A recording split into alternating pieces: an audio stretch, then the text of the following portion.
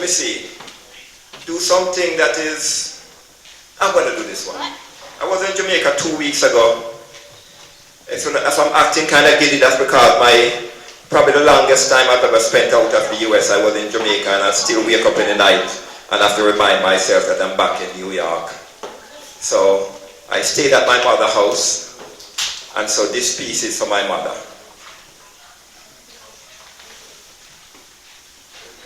My mother was a wildflower in a field of dandelion.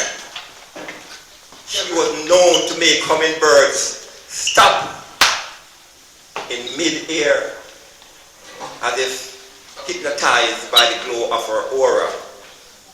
She carries seeds from the Garden of Eden in her pocketbook, sowing them among thorns and dry bones, giving them as inspirational gift to children, reminding them that they too are children of a greater, not a lesser God. She gave birth to majestic Diphambachia and snake plants out of wedlock and the steps of churches to silent hypocrites who twist creation's story into sin, then blame the innocent for searching for love in it. Her laughter still made the morning sun smile, and the moon shines on her aging footsteps. She, elegant and wiser, still lives in a field of dandelion, and she's still known to make hummingbirds stop in mid-air as if hypnotized by her aura. Point for my mother. Yeah. That one is special. That's the first poem that I've ever probably memorized in about 20 years. As you get older, you get harder. All right, so thank you for liking it. And I'm going to do this piece, and I'm going to shut up. All right, so I'm from the place in Jamaica known as Bettertown, Westmoreland. That is where they took the Yoruba slaves. The enslaved people who they called, we weren't slaves when we left Africa. We were free people. They enslaved us. So my part of the country was where they took the Yoruba people. They didn't mix them. They never mixed the Akan. Akan went someplace else. Akan would be the nannies. They were in Portland and places like that. So they never mixed us. You know, so my part of the country is known for YaYah, something called voodoo, and I wish I know how to work it because boy, the world could use some voodoo right now. The world, yeah, there are people out there that are using it and they're using it for the wrong reason. You know, I want to use it for the right reason. I want to be able to wish some people just drop dead and then drop dead. Boom! All right, I don't want to scare nobody. We have to embrace the dark side. That's our problem. Our problem is we want to be holier than thou. But you know some dark things run through your mind sometime and you want to run. Oh, Satan made me do it. No. Embrace it. You made you do it. You know? I'm telling you all too much tonight, so let me just do this piece. YaYah. Thank you for inviting me. We have Caroline Empress, we have a Obia man by the name of Iyaba Mandingo. So I am not the only Obia man in the house. Alright? We have Igus again. Alright? Yeah! And if anybody know anyone that is coming up from St. Lucia, tell them to please stop by the bakery and bring me up a chickpea pie, please. Osagyfu! Yeah. Osagyfu! Igus. Yeah. Igus. Igus. Igus, you there? Blessed, blessed. Alright, so here. Them say me advocate race and terrorism. Because I say me come here to come destroy this wicked, evil, devilish, white capitalist, this thing.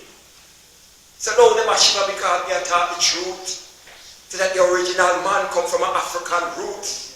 And through me expose them evil empire. And I show my people say my thief and liar. They want me dead. Even some of my own black people that try to get the bounty when I put it on my head. But yet I want you these concrete jungles in the shadows of death. Me not fear them threat because me a walk on the most I got YaYah. Rastafari footsteps. We say we survive the trip of the good ship Jesus crossed the ocean, live to endure the punishment of the Ku Klux Klan, walk off them plantation and now me sit down and watch them and build them atomic bomb, holding the world at gunpoint to the fear of nuclear destruction, lay genocide and landmines for the African distributed them AIDS virus via polio, chicken pox and yellow fever vaccine, giving million aid pack to so-called third world country in the form of AK-47 and M16, so now after 400 years of oppression, me know them black, me know them thieves, so me don't just no more shadow of the dark. This time we say we're ready for them bumbo come make me lick some shut after Babylon. Come make me lick some shut after Babylon, but the elders them who still worship a foreign god, me say them can't understand. So when me talk, me say them fear cinch magani. Them say, boy, you are used too much profanity. But then see one real religious and profane society by the rivers of Babylon where we can't sing YaYah song. But they want me to do it. Want me to turn cold and turn the other cheek. But look what them do to Brother Martin Luther. And all he wanted was equal rights and justice in brother and sister. So now, I don't care about the award and the Nobel Prize. Like why use my mouth like a AK-47 thing. Close Babylon eye. Because who? I don't have a color problem. Black or white, you are people, me and you know friend. That is why me a lick shut up to all nigger preacher. Me a lick shut to all nigger preacher. Them sell out the concrete jungle for milk and honey. And then I'm going to line up all the Uncle Tom. There's no time for everything. Well, now the time for execution. They have been misleading the youth for too long, telling them to get an education. Because the mind is a terrible thing to waste. You still have to all these years teaching them to kneel down in the same place, bowing to the man with them paper degree in hand, care nothing about the rebuilding of the African nation, because they have claimed their identity to the land is slave ship chap them on. Now they're running around bragging, I'm a Jamaican, I'm a Bajan, I'm a Lucian, I'm a Haitian, I'm American. Thinking that we're free because there's no chain around our neck. Blind to see that the man them still have us all tied to a paycheck. So I say, wake up African, wake up African, wake up African, wake up from a sleepless slumber and come let me lick some shot after Babylon. Come let me lick some shot after Babylon. Come let me lick some shot after blood clot Babylon.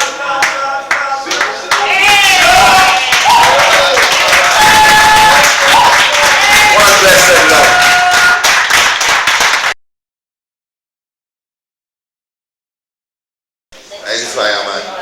Next up we have Igus Igus is an African Caribbean American writer born in the borough of Brooklyn. My parents from the island of Barbados. While moving to New Jersey at a young age and living there until he was a young man, he is returned back to Brooklyn as an adult. With the fortune of his father being a calypsonian and folk musician, he literally grew up around storytelling and performing. So we're going to be blessed with Igus.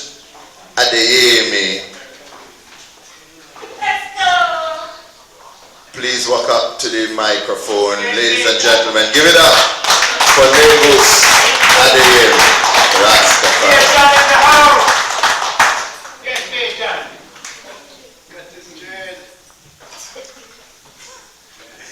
Good evening, everybody. I'm not as tall as Osagyfu, but I got to adjust it down a little bit. How y'all doing this evening?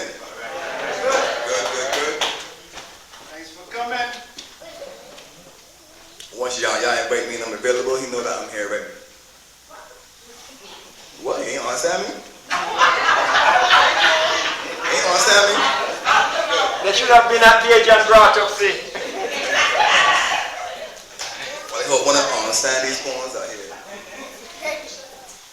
So allow me to introduce myself properly with this first poem.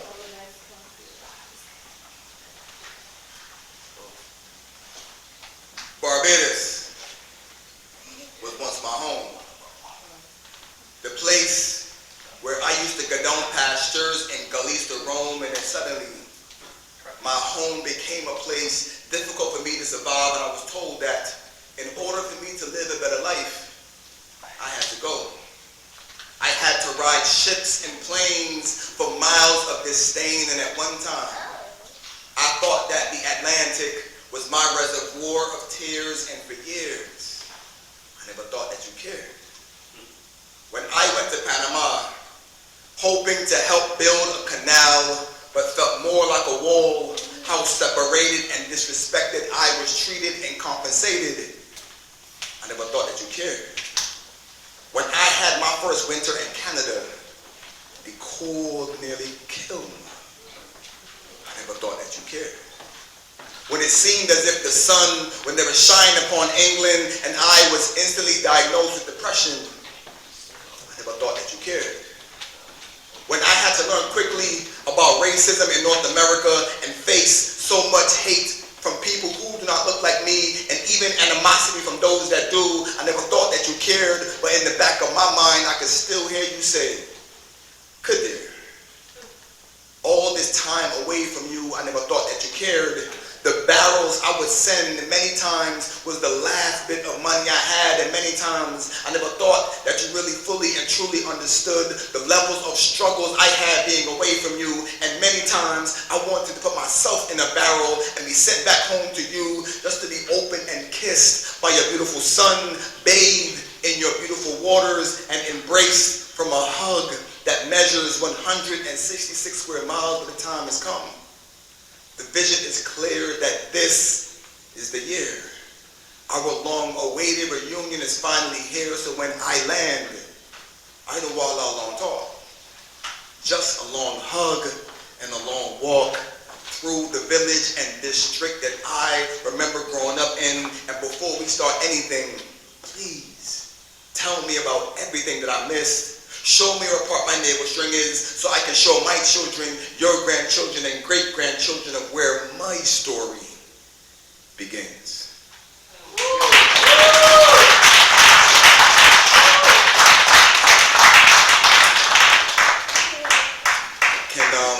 I know that everyone here is not Lucian, but currently we're here across these borders, so I'm pretty sure that poem probably identified with many of us that traveled here, traveled to England, traveled to Canada. We got family all over the place, so I think sometimes people focus a lot on the windward trek to the UK, but you know, the effects of the traveling, it affects all of us.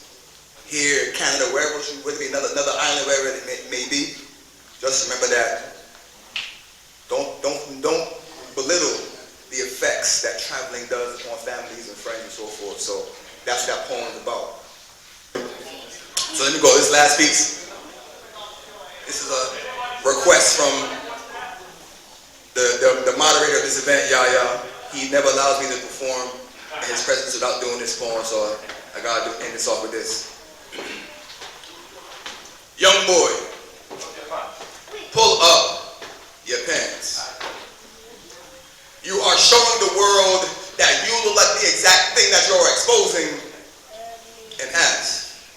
If you can't afford a belt but know you actually have one on, but your pants are still below your knees, young boy, pull up your pants.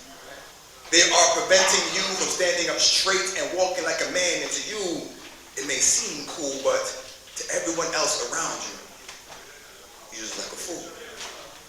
Young boy, pull up your pants. What if Queen Nanny, told you it is time to revolt, but you can't run for freedom because your pants are below your knees? What? Young boy, pull up your pants. Now what if Bussa told you it is time to bring weapons and revolt, but you can't fight for freedom because you have to use one hand to hold up your pants? Young boy, pull up your pants. You are effeminizing yourself. Maybe if you read, listen to, or watch insightful information, you would understand the severity of this mindset, because pretty soon you will step out of those skin-tight jeans or jeggings and step into a dress. And if you don't believe me, just listen to Dr. Francis Cress. Do you see where I'm going with this? You are supposed to be our young warriors that are the majority on this planet, but instead you have become stagnant and lethargic, sucking on white sticks that are cancerous, actually thinking it is cool to have embarked upon this new port, which only leaves you physically unfit, and in this psychological warfare you already lost, because you can never win if you can't protect your women and defend your children. So let me reiterate it again, young boy, pull up your pants, because you are our future. And I don't want you missing out on this dynamic chance of reconnecting and realigning yourselves with your ancestors. So when you are in front of your elders, just remember, young boy, pull up.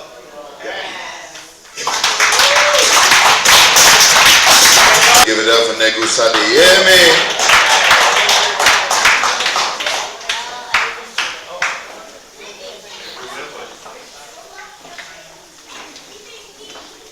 My God, blind.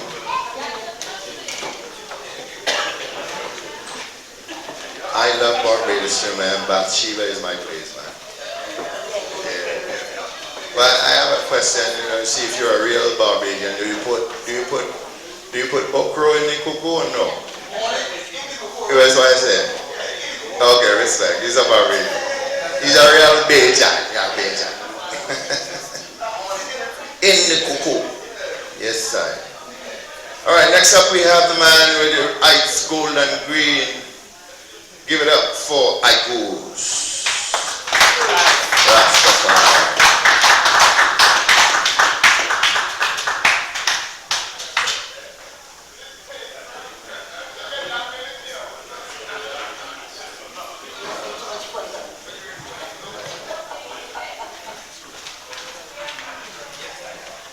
Greetings in the name of His Imperial Majesty, Emperor YaYah King Selassie I, YaYah Rastafari. Yes, I. No, I'm also from Jamaica. I was there over the Christmas, New Year's Day. I didn't see Osagyfu. I don't know what happened. I'm by the water. It's all rough breadfruit.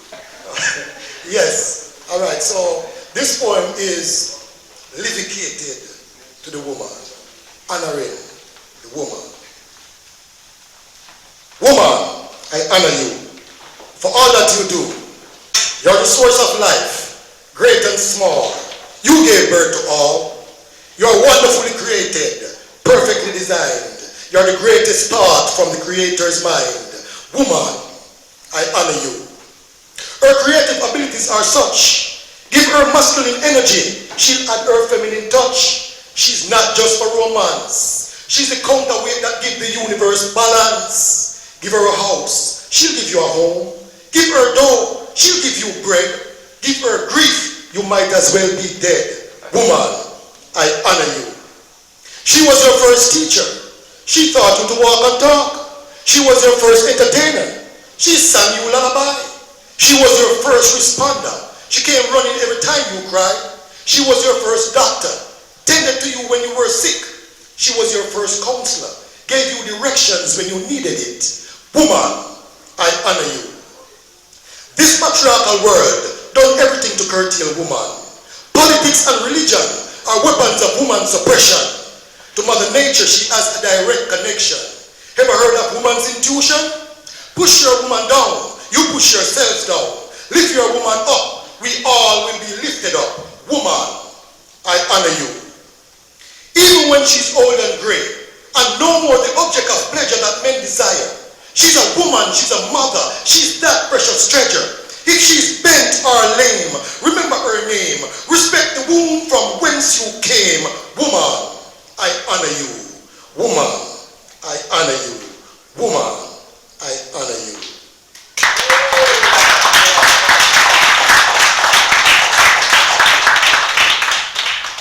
Yes, and I heard Osagyfu mention that, we weren't slaves in Africa, but we were made slaves here in America. The death blow to the black man was dealt here in America. And this is a question. How did we become their slaves? When we gave the world science, mathematics, astrophysics, they were living in caves. When we studied hydrodynamics, controlling the flow of the Nile River, they were cannibals eating each other. How did we become their slaves? When we gave the world religion, the Sphinx, the concept of God, the old pantheon.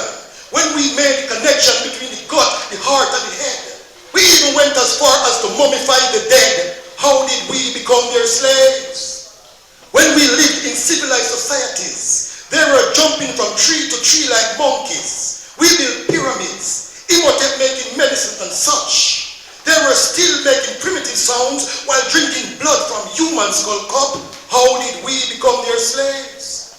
When we invented shoes and the drums that transmit news, they were running around their feet with claw-like fingers and canine teeth. How did we become their slaves? There is nothing new under the sun. All this technological advancement we had done. Miseducation by design was fed to you. Mansa Musa financed Mecca and built Timbuktu. How did we become their slaves? When we came from the land of the rising sun, the cradle of civilization, the land of gold and of wealth untold, to be brought and sold on the auction block as livestock, how did we become their slaves?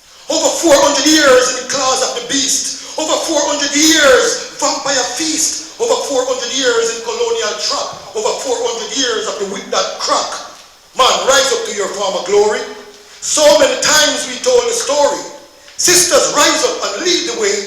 It seems like man is drunk from the wine he had yesterday. How did we become their slaves? Thank you.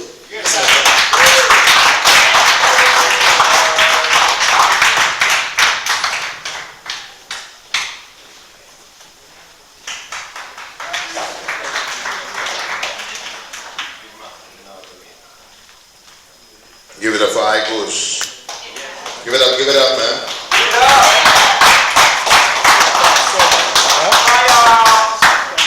Next up we have Hermina Marcellet.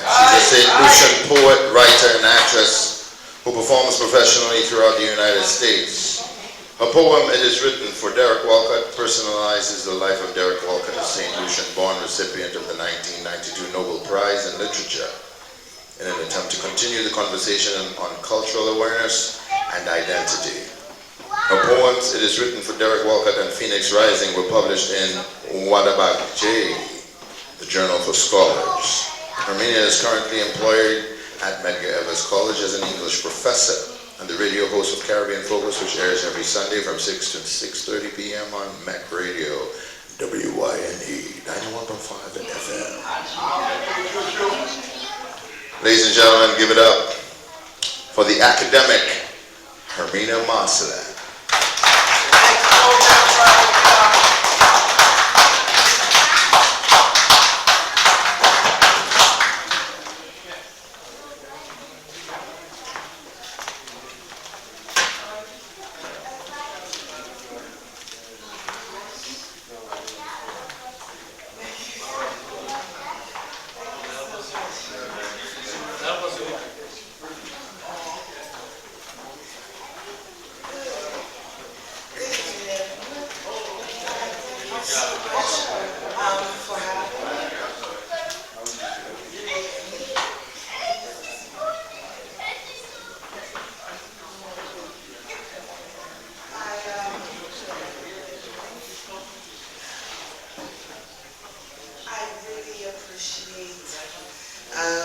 This opportunity will be short,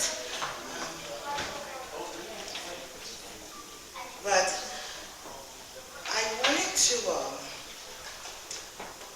just share with you what YaYah, well actually Osagyfu mentioned on my thesis on Derek Walcott. If you have the time, I wanted to share with you because I thought, and I made a mistake, I didn't bring my glasses.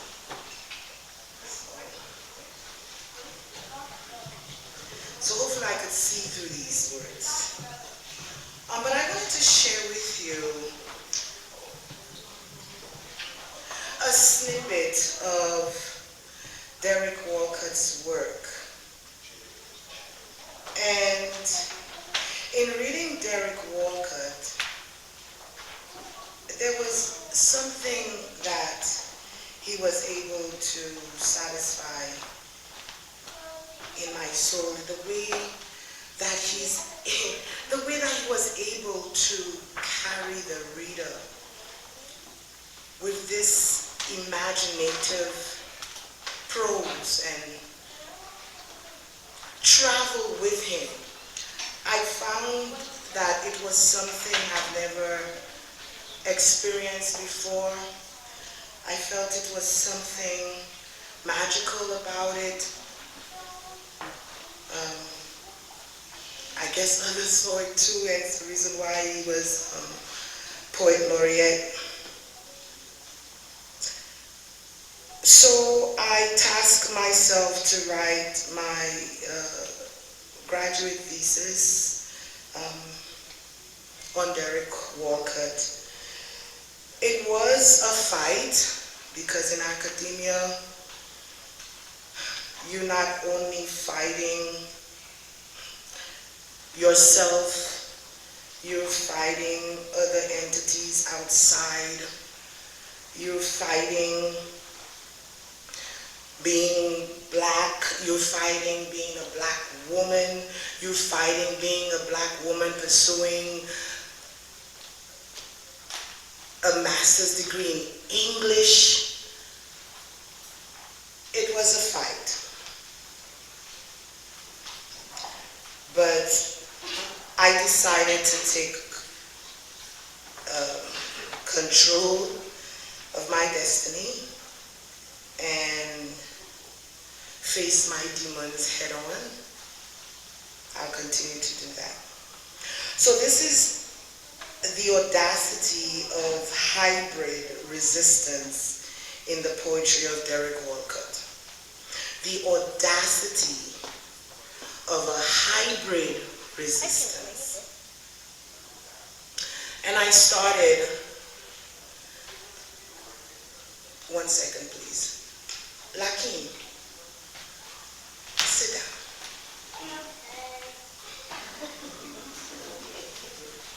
And then I have that dealing with as well.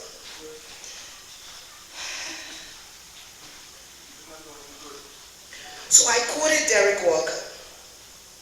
I am primarily, absolutely, a Caribbean writer. The English language is nobody's special property. It is the property of the imagination.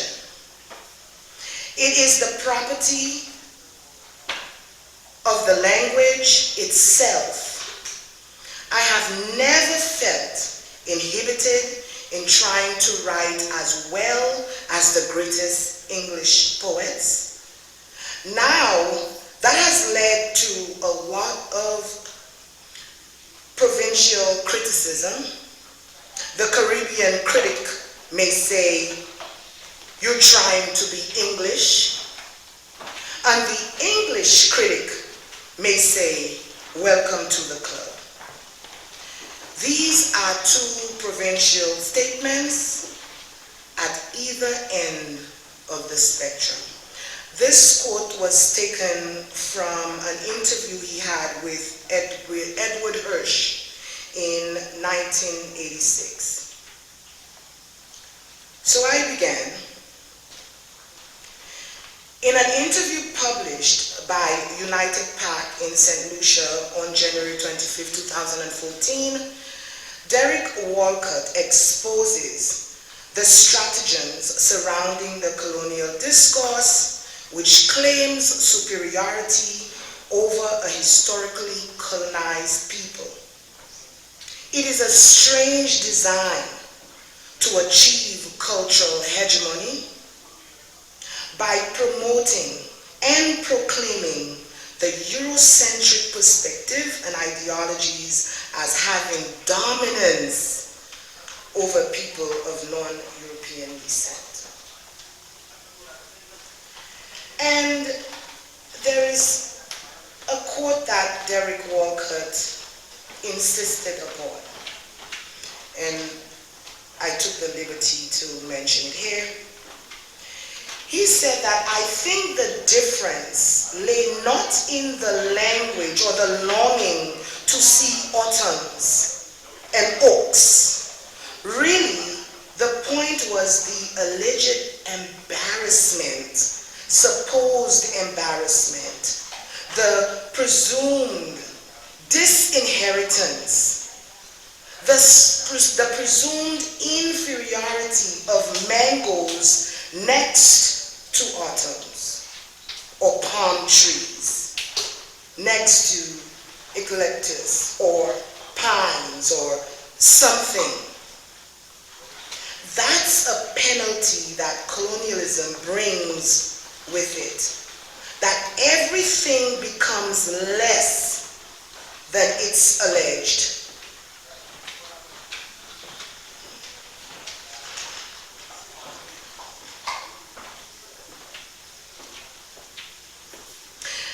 It was that penalty of colonialism that mango couldn't possibly have the dignity of an oak. In the same way that a black West Indian could not possibly have the dignity of an Englishman. You know, that's the penalty of colonialism.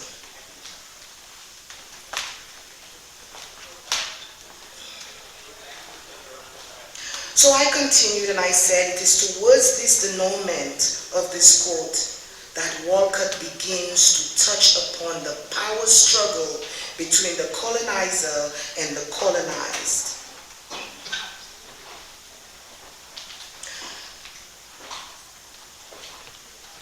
With the colonial discourse of European superiority is Walcott's own stance on the issue. One that resists such discourse by using his poetry as a means of reinventing. Several mediums to bring these tales to life. A native of Antigua who migrated to the United States at 1980 at the age 11.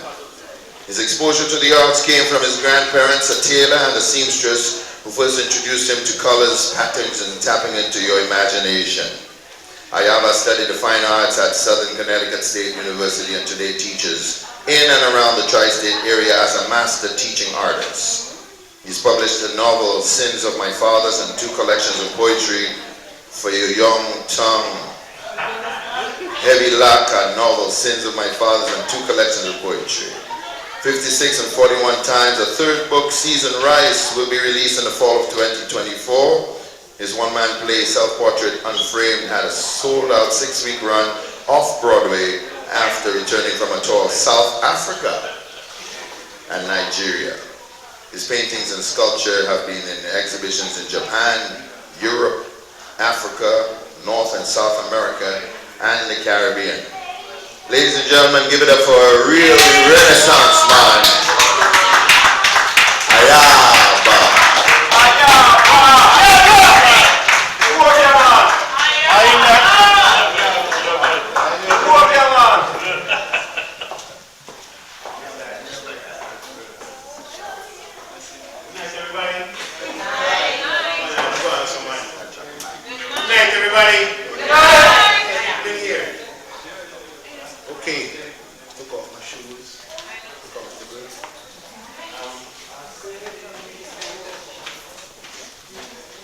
Standing on holy ground. I will stop, but I should be quiet. So you don't want me to stop and tell you be quiet. Be quiet.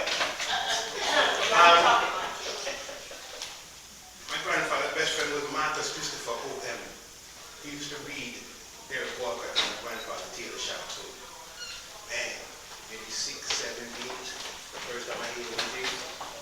And so you can imagine, you fast forward 30-something years later, and I'm backstage waiting to come out and do the first opening night of pantomime. Derek Walcott, probably one of his most celebrated, next to Monkey, one of his most celebrated plays. And E. Patrick decides at the right time to come back. The director comes backstage and says to me, "I don't want you to get nervous, you know, but Derek Walcott out there sitting in the front row. Stage right." Of course, I had to shut up myself. So I go out and I do the play, and afterwards, by this time the Baba is sitting in a chair, a wheelchair now.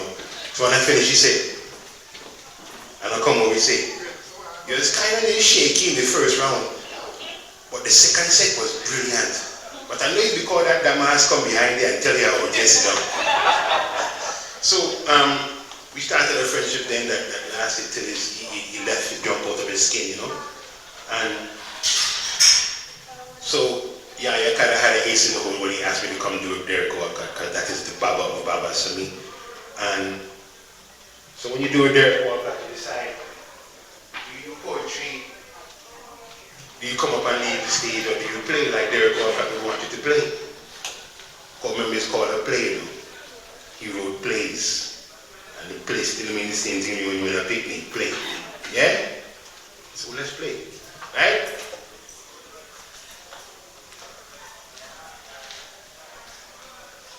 Well, you can really hear the nice downstairs with you. You guys want to play a joke on there? On 3, everybody go on like up here. Terrorists coming in and I laugh after them when you come on. Yeah, 1, 2, 3, yeah! We was quick in college, coming back in Iowa, coming back after a long trip, road trip. One brother kept insisting that he should drive, he should be in the front seat, the co-pilot. 20 minutes into the ride, he dropped asleep. So I tell everybody, let's pretend the car is crashing. So everybody started making noise and the driver hit him. Up to now he's still pissed at me. That was 1988, freshman year. Still pissed off at me. Every time we get together he said, you're an ass. Okay.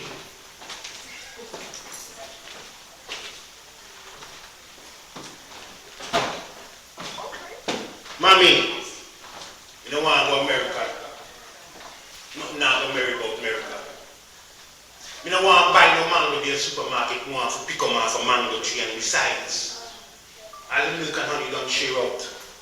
There's only hand-to-mouth living in government projects where guns are barking instead of dogs, and the sirens have replaced the sounds of the crickets and frogs. At night, the policeman keeps watching me. I see him creeping through my dreams, arresting my aspirations. So, mommy, you know I'm from America. Can't nothing have a merry about America. Okay, it works. When I think of home, hey, wait. I can't make so much noise. Big man. Can't make so much noise. Okay, I've been teaching 30 years. I'm boss at the classroom when it comes to kind of classroom. You make too much noise, man. Where ask daddy for it? You make too much noise. You need to get all them kind of face. It's not holding his gray hair. This is Baba status boy. Okay.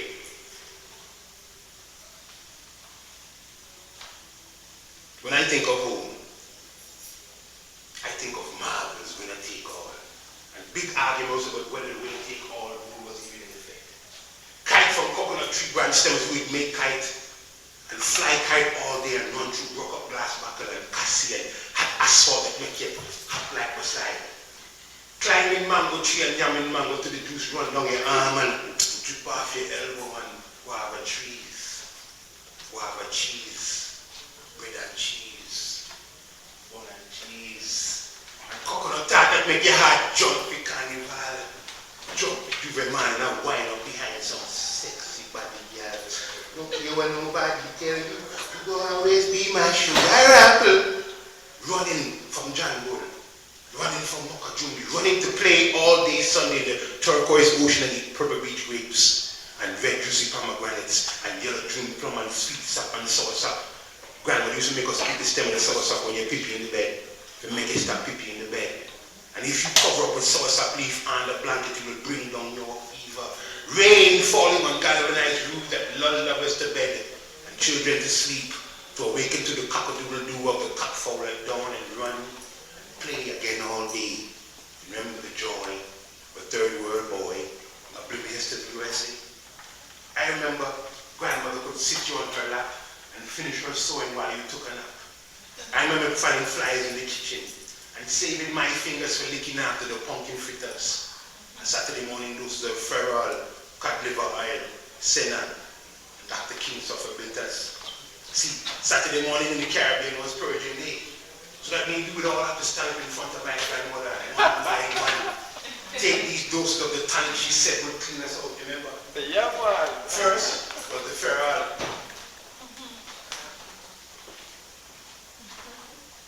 Nasty and milky like drinking a cup of iron, right? And then, cod liver oil. The worst.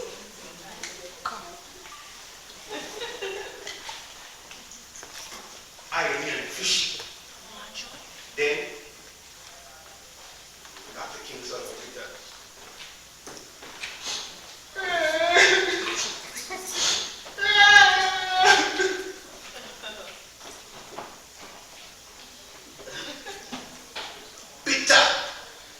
Bitter. Then it was the center. Now I'm not talking about the center tactical that you can buy it from the pharmacy in America. I'm talking about the center bush that you just get from the little kind of drugstore. The man who gives you a little brown bag, he gives you more that you put them in a pot of hot water, dry it down, give you for drink. Now I realized as a parent and as a grandparent, that old lady was very brilliant. I mean, she kept all systems clean. We really didn't get sick as kids. So also we realized, no, she never had to worry about us wandering too far away from the house on Sunday night, Sunday afternoon. When that center hit, you don't want to be off and kick no football up in a mob or no cricket with no friends.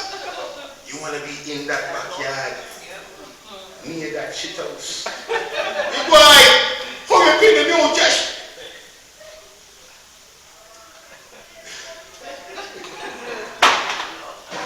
Fire! Mommy said, no. I remember, Mommy was the last holdout. 1978, my grandmother passed on the stroke. Dropped off the chain in my hand. I called her and tried her and she died. And everybody come home and their suitcases of tears and begged Mommy to come back to America with them. Yeah, girl, what you talking for? You see mother gone? Where are you going here? Nothing to do you for you. And John and God left you on the picnic and them. What you going to do? So Mommy gave him. Sent me to Barbados for visas, and we started planning our legal migration to America. I can remember the Sunday morning she gave us to do his church I just let out. And I was trying to steal away with my new girlfriend, Lucia cadet, for until after church let in. Mommy thought us to be made the bend of the corner. Yeah, boy, where are you? Nowhere, Mommy. Nowhere. Come here. Yes, Mommy. Son, I have wonderful news. The visas from Barbados will arrive. Your aunts will be sending them out for tickets. We'll be leaving for America soon. But Mommy, you don't want to go to America. Young man, you speak properly. Mother, I'd much rather stay here in Antigua with grandfather. She hated her when did that, you know. Made fun of her British accent. If you get in trouble, then you can't listen to you being in Antigua and what. Look what I'm saying. Tap your ashes and go on, go sit down. Yes, Mommy. Mommy, I want to go to America. And maybe I late. Because I don't think I remember seeing her from the plane. I was looking for an Ellis Island vibration when I entered this nation, but this place wasn't mine to have. One day I went looking for her to get some liberty from her. I wondered if she had anything to say, but I think they closed her around the same day they closed Ellis Island. I walked inside her dress and looked up past her breast to see her crown here from the ground. The stairway to her brain moved slowly as I made their train, and as I climbed to the top, the stairs they seemed much steeper. And when I looked away, I came to the bottom, seemed much deeper. The top was claustrophobic and made plenty people sick. The door to the heaven-stretched arms was off limits. No one could go there anymore since Ellis Island closed her door. But I wanted to go up there and see what Carl Lucia and McGinnis and Bronstein and Smith see. My name is Mandingo, and now today it's off limits to me. She represents America in more ways than they know. I climbed to her top to find these doors where many entered before, but now not anymore. I descended her stairwell of iron core, realized Miss Lucia had lost her soul, and all her liberty had been sold to those who would play with their black, white skin. Mr. Ellis would check them in. European second home where the Indian and Buffalo used to roam, and third world people get sent back home. My xenophobic offspring of European born people who now right now that would have sent their great grandparents back. Back to Ireland. Back to Russia, back to Eastern Europe, back to Western Europe, back to feeling black like third world people waiting for Mr. Ellis to write his secret. Through her beacon hand rose worldwide freedom, cries she with her silent lips. Give me your tide, your poor, your 100 masses, with journey to be free. I lift my lamp beside the golden door, but for third world people, doesn't seem to be a lamp anymore. So maybe I did.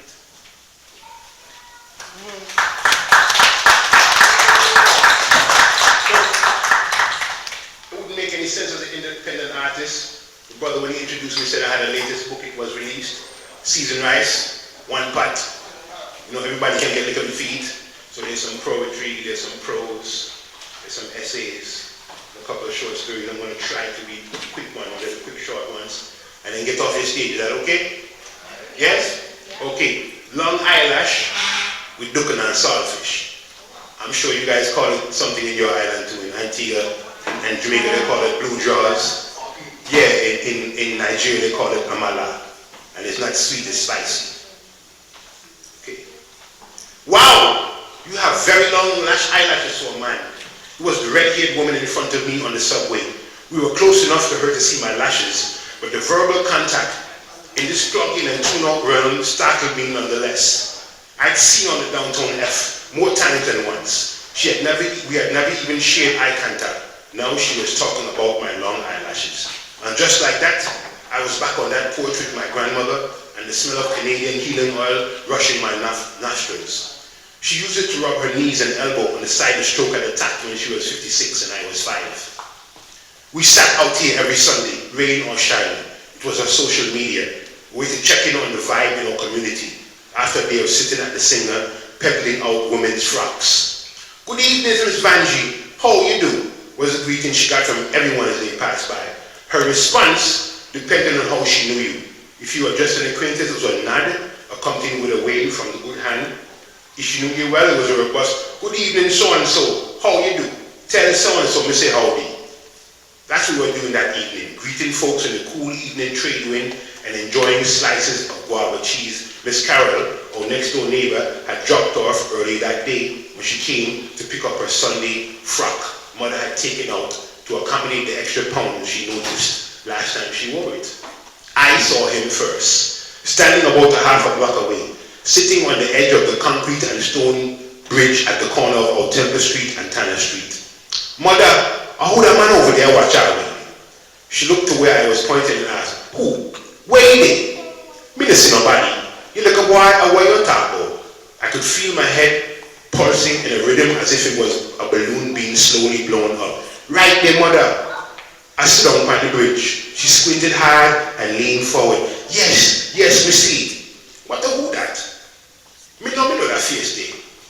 It was nearly sunset and the lampposts were already on, illuminating with the street corners with puddles of brightness. He sat just there in the glow, staring into nowhere, the light bouncing off the buttons of his shirt and his dark mahogany skin.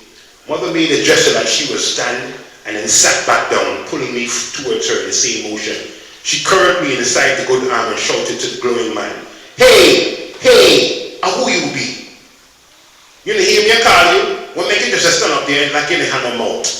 What you want? The man stood up, turned and walked away from us up Tanner Street towards Country Pond. Mother sat up straight in the chair with a look I had never seen on her face. Boy, come back out, go inside. For me, head a swell up like a one big balloon. The only time that just happened was when people see Jumbi. She stood up, took my hand and dragged me inside. Uncle Marion woke us at 3:37 that morning. I remember because it was the first time Mother said, it was the first thing Mother said after looking at the watch she always kept on her wrist. Your boy, what make you wake me up this time of morning? You know, see at 3:37 maybe, and nobody asked me to come and hand the money for you can borrow. He laughed and bent down to kiss her cheek before palming my head with his big hand. Your boy, you know, too big for a sleep with your granny. Mother was quick to defend me, left feet. I'm a grandpig maybe. He sat down on the edge of the bed and responded with a heaviness in his voice. No, Mother, I don't want no money for borrow. Remember my friend Patrick? Mother sat up and responded, which Patrick? The one for Miss Jacobs? That work a refinery with you? That a farm food with you all over Antigua since I had a little picnic? That over there make it this afternoon, because you know me make duck and saltfish every Saturday since I had a little boy. He smiled, a dry reluctant smile, responded, yes, Mother, that Patrick day. He dead tonight, Mother. Their work in a one explosion. By the time ambulance reached, he done gone, Mother. She reached for his arm and exclaimed, oh sweet Jesus, oh something like that could happen. Uncle Marion placed his hand over hers and responded, some kind of gas leak. Them say Patrick must have dropped when he too like, and them and that ignite the gas. Mother, you could hear in their bawl for help.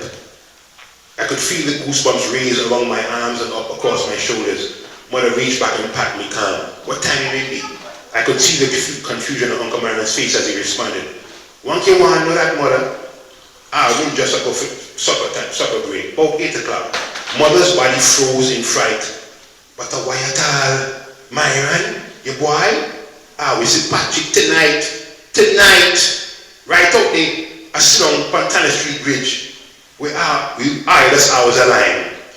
Uncle Marion popped up from the bed. He tightened his shoulders. How you mean you see Patrick tonight, mother? What kind of tripping is that? She turned and embraced me about the shoulders. This pick me see first, clear as day. First when we look, me say nobody. But look at what I say. See them, mother, see them? I hope that man over there watch out. McCarthy, but he just get up and walk on up Tanner Street with not one word. But you know, his shoulder there being broad with the same big round head, just like a Mr. Jacobs. She stumbled on, not really talking to either of us, you know? Maybe at that even tell me now come for you for looking at saltfish this evening. Cause when he first get up, me swear him gonna go raise a hand and tell me bye-bye.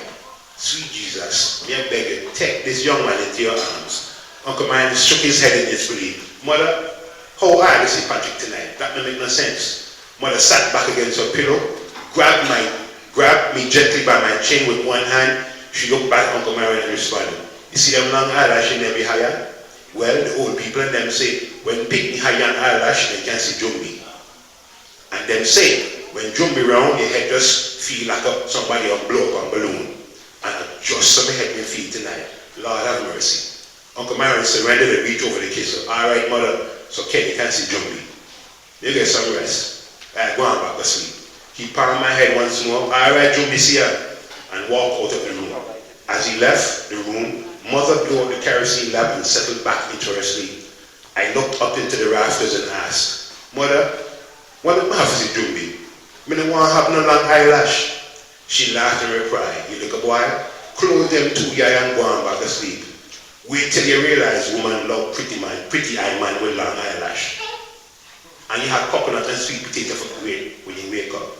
I nestled my head back into the pillow and responded with a smile. Yes, mother, I will make dukana and saltfish tomorrow. The chime of the door opening brought me back to the F tree. The red-haired woman was gone. I resettled my bag against my shoulders and stepped in.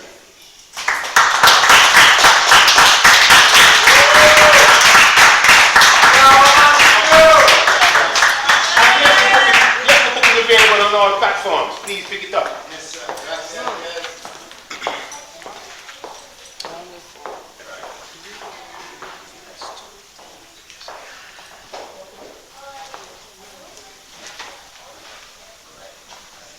Give it up for Iyaba.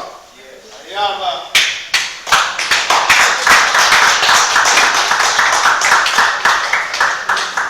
With that kind of prose, you can't wear shoes. Yes, sir. Yeah, man. Grounded. Love it. Next up, we have Empress Poetry. All right. Yeah, give it up for Empress Poetry. She's an international performance artist, author, poetic activist, and motivational speaker from Barbados, living in Brooklyn. Her work weaves powerful narratives that inspire self-discovery, empowerment, and healing. Through her creative writing and performance poetry, Empress reaches diverse audiences with messages of transformation and hope. As a mentor and community leader, Empress has curated and led various initiatives, including the Young Kings, Young Queens Rising Youth Enrichment Initiative, and the One Love Art and Culture Scholarship Award Show. Empress is passionate about fostering creativity and resilience in young people and marginalized communities. She's a self-published author and offers programs that empower individuals to share their voices and stories. Ladies and gentlemen, give it up for Empress Poetry.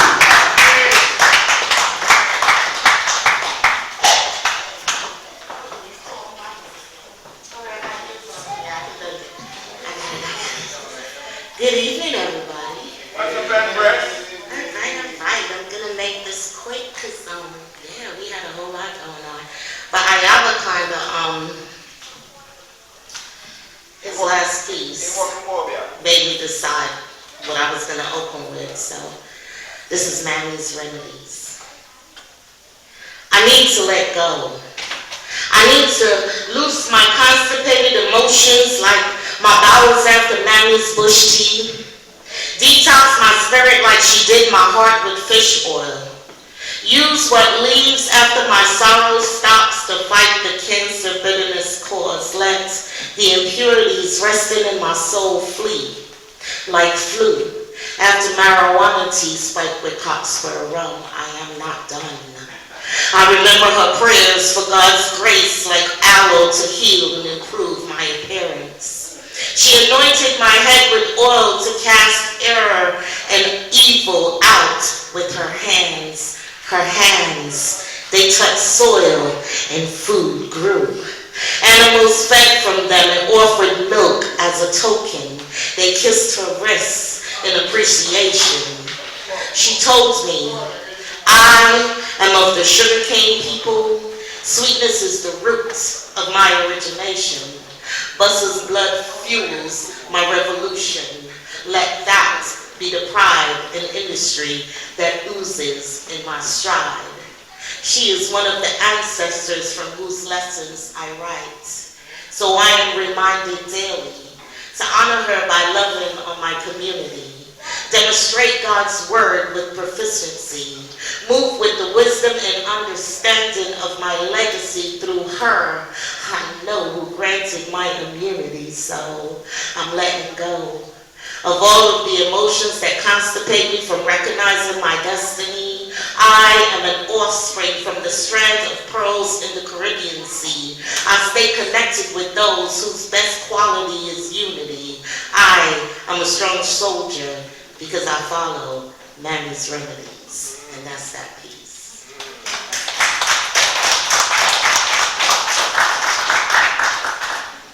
So, I'm a lot of things, but I'm Barbadian, representing Barbados always. But I'm also one of those folks that's caught in that red tape bullshit a whole bunch of immigrants are going through right now, because last year when I should have been getting my green card in the mail, I got a denial. So it's paperwork, red tape, and y'all, we gotta stick together. I swear to God right now, I've been telling my family, if y'all have not read history, I need an underground railroad. Okay? And I'm serious. We gonna laugh about some shit, but this is the truth, because we gotta be aware. In apocalyptic times when darkness and destruction is so expected, some are caught in the nexus, and others yell, stay woke. I am aware. Even God had to rest, so staying woke ain't it, my dear. If I stay woke, I'll be walking around like them folk dead and shit, searching for the living to something. Thank you. First of all, let me just give thanks for everyone out there, everyone. Thank you for coming through and making this thing what it is, I want to give a special thanks to my family, first and foremost, and my little man who came up there and do his thing. Yeah. Big up to you. First time touching the mic, I must say, he's a virgin, So, I want to give thanks to all the artists that come through, I know Iyaba came from Connecticut, Yes, I. Igus, Osagyfu, Hermina,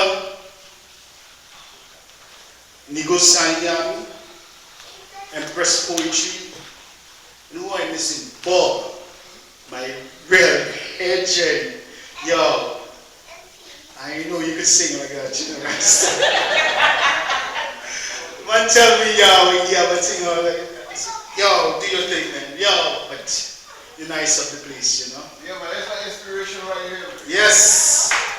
Always the woman, what can we do without him? I love you, hate you, love you, hate you. But I can't live without you. Good segue to that one now. Come on. Now this one is for the woman. Now, I came there to do a set, but then it's all over the place now. Since I'm a woman topic, let it just go. This piece is, I wrote, with my wife in mind, African woman, the Descendants of kings and queens, rich mahogany skin, strong, sexy, eloquent, creative creature. Your graceful curved hips dances to the rhythm of your feet. Your plump, tender lips, sugar apple sweet. The melodious tone of your voice bubbles the soul, can complete any man's world. Your combination of African flavors creates your unique figure. Your deep-rooted culture shapes your personality, your character, yes, and you've got swagger. Right below your waist, that conceals space, more refreshing than a cool drink of water. Finger licking, tongue rolling on my lips, sugarcane sweet and coconut treats. African woman, you're so deliciously sweet. Your words penetrate my brain, stimulate my mind, rearrange my thoughts. Let me come navigate your canals and explode into your sea. Woman, I want to be one with you, the one for you, come with you, into you, sow seeds into your garden that's hidden. Then we can procreate new thoughts and ideas, because alongside every great man, you know there is a greater woman. You take me to a higher place, you motivate, I'm addicted to you. The way you articulate inspires, you set my soul on fire. I'm intrigued by your mind and captured by your sting. I love the energy you bring, you make my heart sing. Hallelujah. You're a friend, a lover, a wife, a sister, a mother. But sometimes you're also the father. Blessed is your womb that bring forth life, you complete me. You conceive me, and yes, you are the mother of my son, magnificent woman. You turn nights into day and make pains go away, contrary to what some men say. You are a masterpiece, because you wear a crown, and you're a queen lady, and so you should be treated. No ifs, no buts, no maybes. You're an example of creation. You personifies perfection. You're phenomenal. African woman, you're loved, always, all how, all days, forever and ever, never, ever will I leave you for another. Yes, thank you.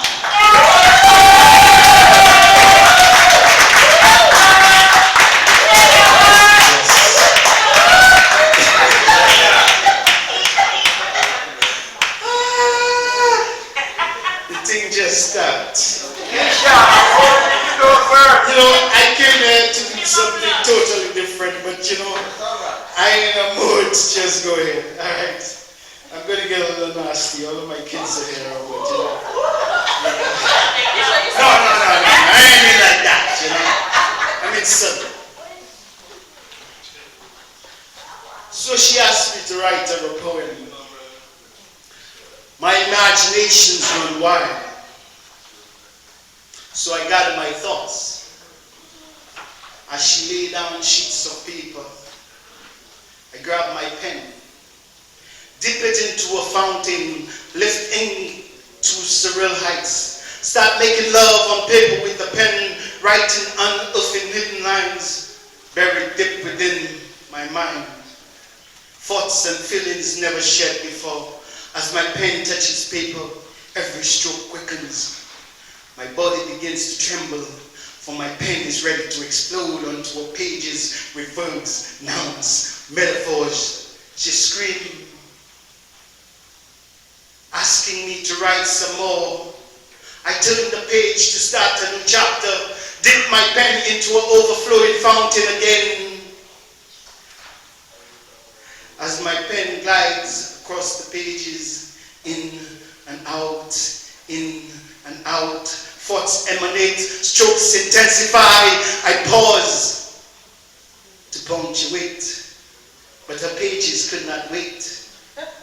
They yelled to recommence, for ink is about to run out like a volcano with vengeance, spewing lava all over her sheets.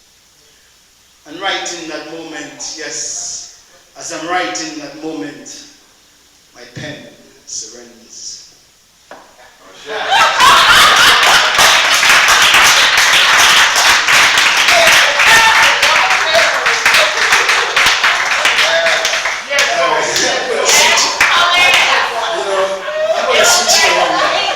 much fun. Yeah, I'm going to switch it around. I'm going to get on the other side of this, you know. She asked me for it. I love myself. Okay. They say the greatest love there is the love of self. So I love myself. Yes, I love myself. Conceited, some say vain, egotistic, self-centered, cocky, I matter. But I don't give a shit because I love myself. You see, I was born by myself and will die by myself. So tell all the haters, go screw themselves. When I look in the mirror, I see a reflection of myself. And that is why I love myself.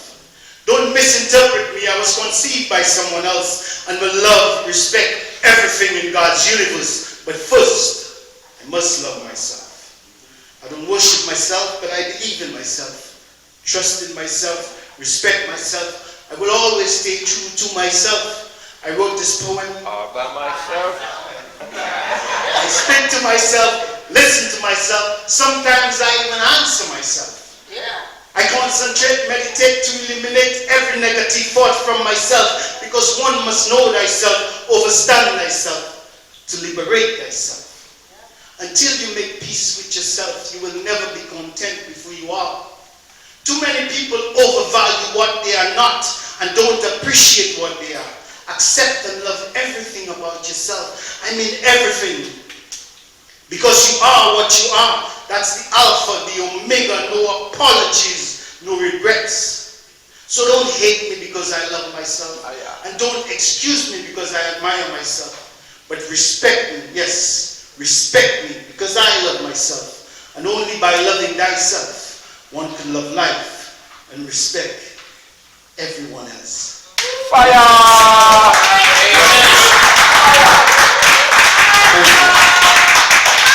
But I cannot leave the stage without doing something St. Lucia. I am bird. You know? No, I ain't doing that. I'm going to do a piece that, you know, I did at the flag raising ceremony 2 years ago, you know. There you introduced me. And then I said, you know what, next thing I let my boy do this, you know. So this piece is titled, My Island in the Sun.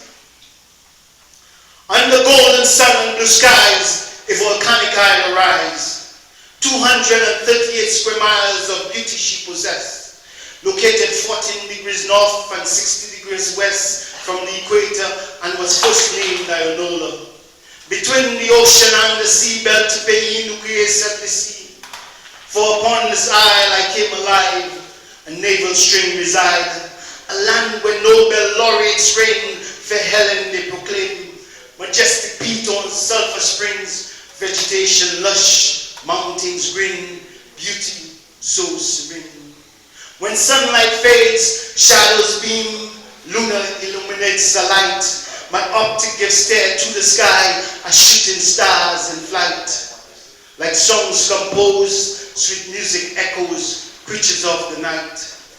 Raindrops falls on tin roof, your air drums to the beat.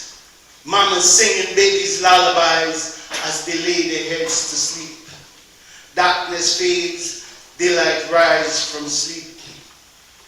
Scent of morning fills the air. Birds chirping, roosters crowing, welcomes morning, the sun begins to stare. This beautiful isle of sunshine, place salam kay toujours aimer. Même si nous étions l'Amérique l'Angleterre, nous kay toujours resté cette lycéen. Pas kay jamais oublier, place salam nous quitter, puis un jour nous kay vivre. Bel petit pays cette ici, mais fête avec sortie, will always be dear to me. For upon this isle I came alive and will defend it with my life. Wherever I go, I will let it be known. St. Lucia, born and grown. Wherever I go, I will let it be known. This land is home, sweet home. Yes,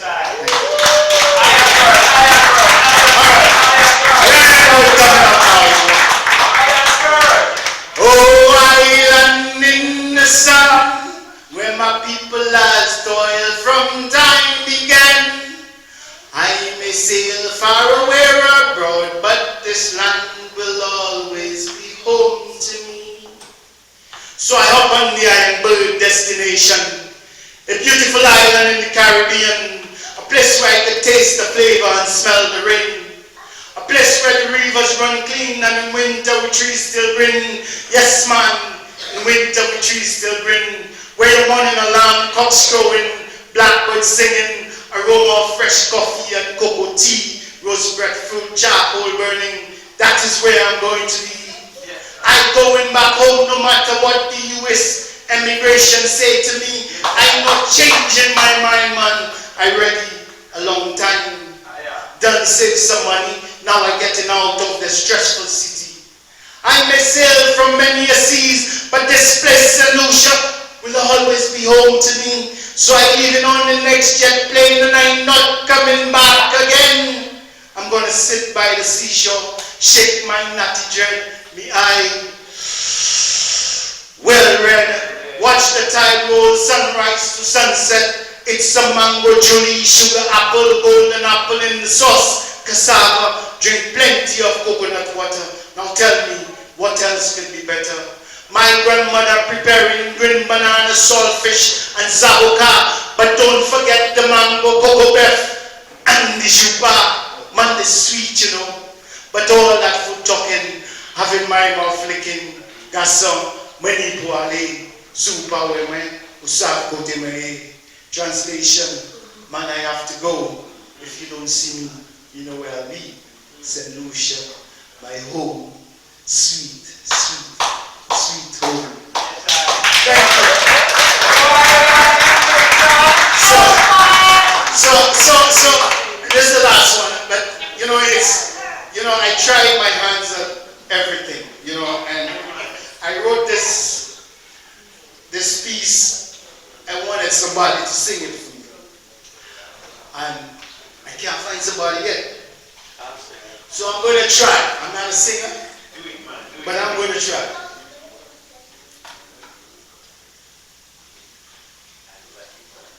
Walking down the road this morning and I'm smelling something cooking.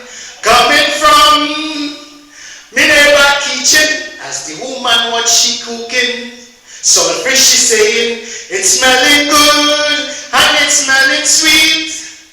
Now I want to taste the woman saltfish. She says she ain't have no plates to give me a taste. I say put it in a cup and I start to eat fish up. Saltfish so delicious. I asking for more and more. She give me 1, 2, 3.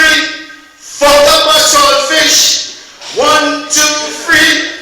Fuck up a saltfish, I like it, I like it. I like fish, I like fish. I like the way how she cooking. Saltfish she cooking. Like the way she cooking. I like her cooking. Like the cooking. The cooking. I like it, I like it. Now hear the next verse.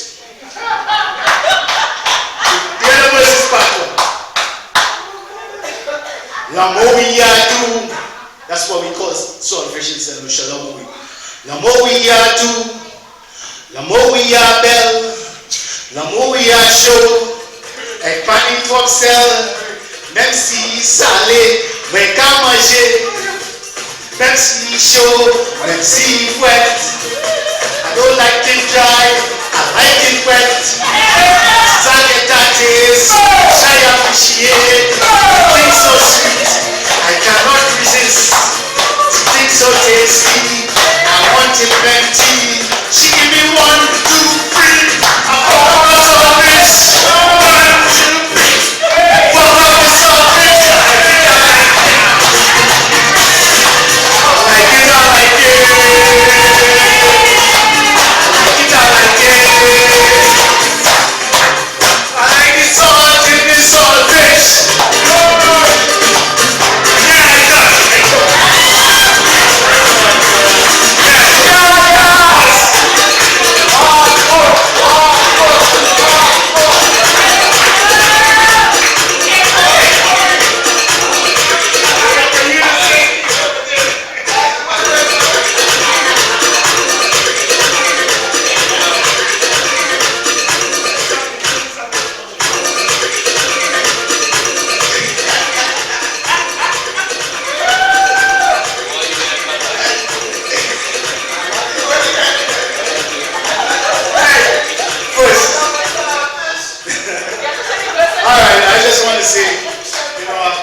really enjoy the atmosphere tonight, you know. I really enjoy everybody coming, you know, and my doing my thing. You know, I want to give thanks to Consul General Jeremiah Harrison.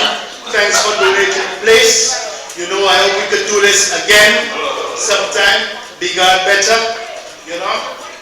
And I want to give thanks to my cousin Lisa for holding it down in the kitchen area. Thank you so much. You know, the chef is not around, but I'll let him know that you'll enjoy the food, and you know. And thanks to all the artists, man. Everybody, Iyaba, Osagyfu, Igus, Bob, Romina,